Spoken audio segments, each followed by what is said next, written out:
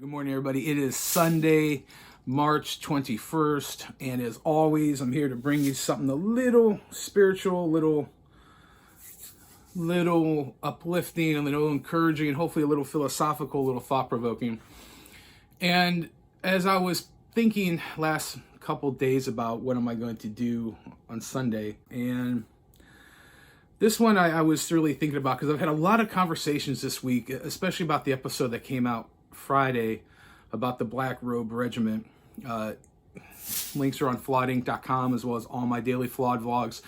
Everywhere that you can listen to podcasts, it's Flawedcast CLE. Subscribe on Rumble, we'd really appreciate it. But the idea of thinking about how God looks at things, and as a human, it's almost impossible. I genuinely believe, because you're talking about the Almighty, the Creator, literally the Alpha and the Omega, the progenitor of all seen and unseen, and trying to think and ration and reason and just consider how and what he considers. Our thoughts are not his thoughts. His thoughts are above our thoughts. But as I was thinking, because it's a lot of discussions have happened with me in the last little bit about American nationalism, this idea of a manifest destiny, and this idea that, as a Christian, you can't like America, or that be proud of being an American, or, I don't look at it that way. I look at it like this is my heritage. I'm a large part of me is Italian. A large part of me is German, and I don't look disparaging upon myself because, Germans and Italians, by and large, were part of the Third Reich. They were part of the Axis. I don't like myself in a lot of other ways, but because of my heritage or where my descendants come from, that doesn't discount myself in my view, in my eyes. And I don't think it should anybody else. You are a composite of your ancestral line, going back from the beginning of time. You are all of those components, and everything has been passed and handed down. However, you are not responsible for those mistakes, sins of the father, if you will. And just thinking about, people can say they love God, they're Christian, they're this or that. And they can be woke, and they can, go to these different churches or the different places of faith and subscribe to the latest woke philosophy, the latest woke trend. But for me, this one verse has just been resonating in my mind. And this, I think, is applicable. And I think a lot of this, it should and it will speak to people who maybe don't go to a church or, go to temple or synagogue or mass or whatever. Let me just share this. I'm going to read this from the Amplified. This is James chapter 1, verse 27. It says, "Pure and unblemished religion, as it is expressed in outward acts in the sight of our God and Father, is this: to visit and look after the fatherless and the widows in their distress, and to keep oneself uncontaminated by the secular world." To keep oneself uncontaminated by the secular world.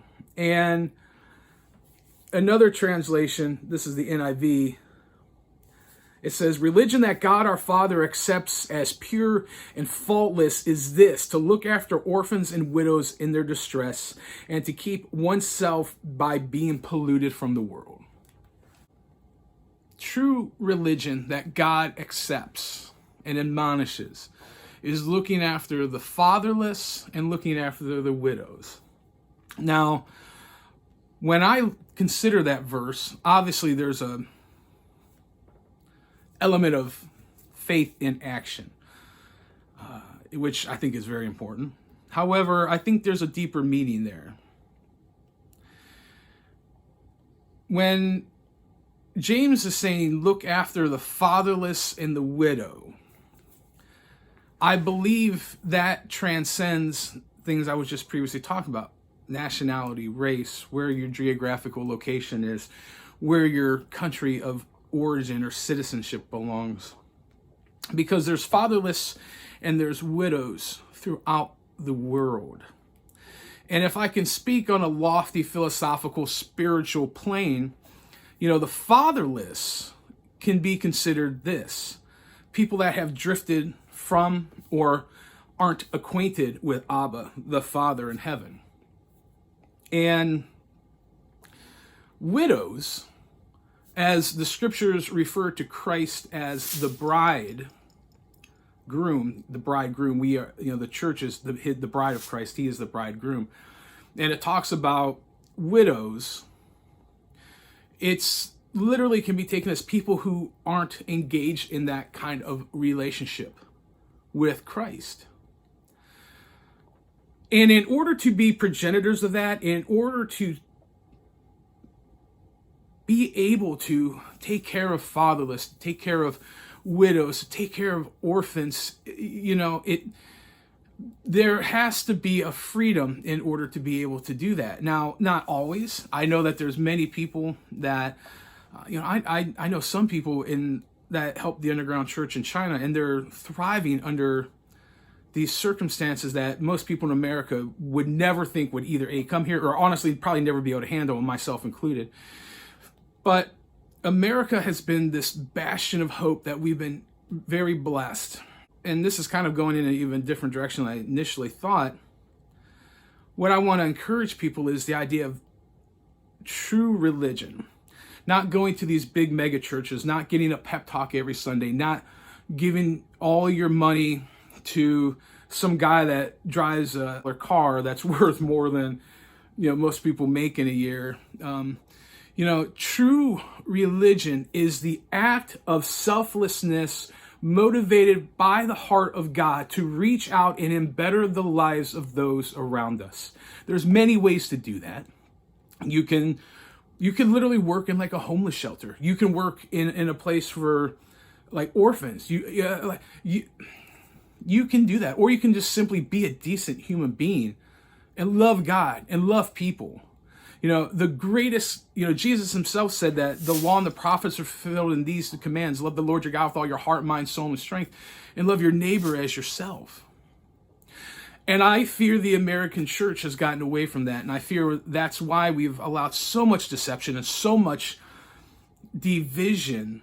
The thief comes to steal, kill, and destroy. We've allowed so much division to pull us apart and keep our eyes off the focus that true religion that is acceptable and unblemished before our God is to look after widows and to look after the fatherless. And that's not only in a pragmatic, practical way, but that's also a spiritual and a contemplative way. Those matters and those landscapes in our heart that few people are able to survey. So I want to leave you with this, that if you're trying to do that, if you're walking in that, you're flawed. I'm flawed. We're all flawed. I challenge with trying not to beat myself up, like really genuinely, because I know what a mess up I am. But I want to believe, and I genuinely believe, that God looks at the heart. He doesn't look on the outward appearance like men do. Good English. Nonetheless, I want to encourage you today. Look after the fatherless. Look after the orphans. Look after the widows. Look after those who are less fortunate. Look after those who need help. Love the Lord your God with all your heart, mind, soul, and strength, and love your neighbor as you love yourself. That's how we overcome evil. That's how we overcome the tyranny of the hour that's facing us. But as you do that, you have to get in the arena.